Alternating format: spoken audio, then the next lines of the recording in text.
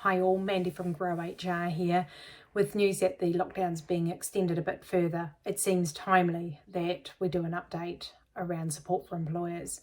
In this video, I'm going to talk more specifically about the wage subsidy that's currently in place. So the government announced last week that it would put a 2-week wage subsidy in place for the period 17th to the 31st of August. So this wage subsidy is for businesses and employers who are expecting to have a 40% drop in revenue during this period because of the COVID-19 lockdown. Your comparison period is the 6 weeks prior to lockdown and what a typical fortnight would have been in that. The only difference is that for seasonal employers. So if you're looking at that first test and thinking that you fall into that bracket, the next step is where to from here. So if you meet that test, the important things to note is employment law still applies.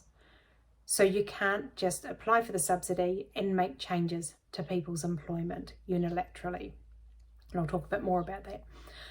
You still need the consent of your people to apply on their behalf. So make sure that you're contacting people to tell your story.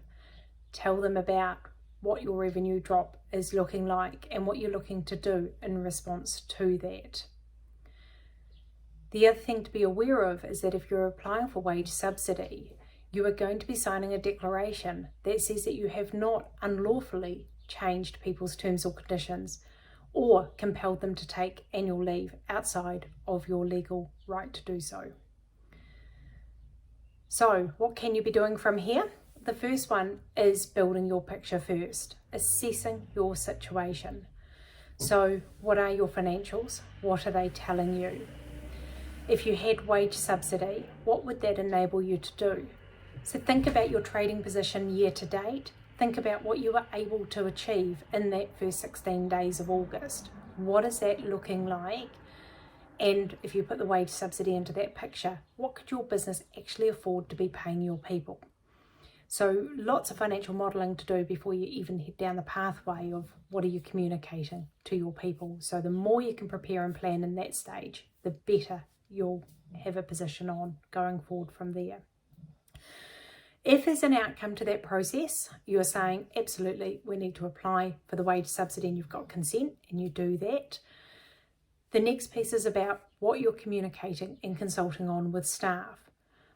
So if you're able to go out to your staff and confirm to them that you, with the wage subsidy, are going to be able to meet their contractual requirements, then fantastic. Communicate that and give people certainty on that. So your minimum expectation is that you're meeting what those contractual obligations are. If that's not clear, because it might be somebody who's deemed casual or a part-time flexible worker, then it might be looking at average pay over that last 12 months or since they started. So for everybody else, if you're saying, actually, we cannot pay contractual pay financially, then it's about how you're communicating with staff and what you're doing from there. So the first step is to be able to go to staff with what you're considering and why. So if that is about you're considering invoking business interruption provisions, and looking to do something different with pay, or whether you're needing to consult on changes to terms and conditions, so varying people's pay or hours during a lockdown period, there is a period of consultation that needs to happen for that. Now, if you don't have business interruption provisions or force majeure provisions in your employment agreements, then you will need to agree variations with your staff if you're going to make changes to pay.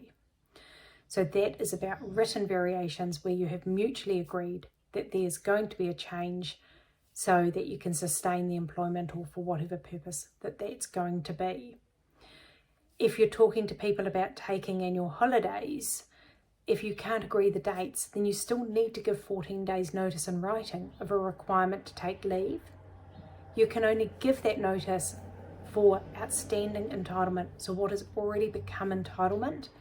You certainly can't require people to take annual holidays that are not yet entitlement. So remember, entitlement is after each 12 months continuous employment. So some really important notes there. So this is a lot of information all in one go. So if I can just recap, The wage subsidy, 40% drop in revenue this fortnight because of the lockdown. You need written consent of employees. If you are looking to make any changes to pay whatsoever, you need to be consulting and talking with staff prior to making any decisions. Depending on your provisions, you may also be required to agree variations to terms and conditions of employment. So you're encouraged to work through those steps. If you need any help whatsoever, get in touch with a member of the Grow HR team. So all our contact details are on our website, or the main number 06878 5454. You'll reach one of the team. Hopefully this video is a starting point for you. Thank you.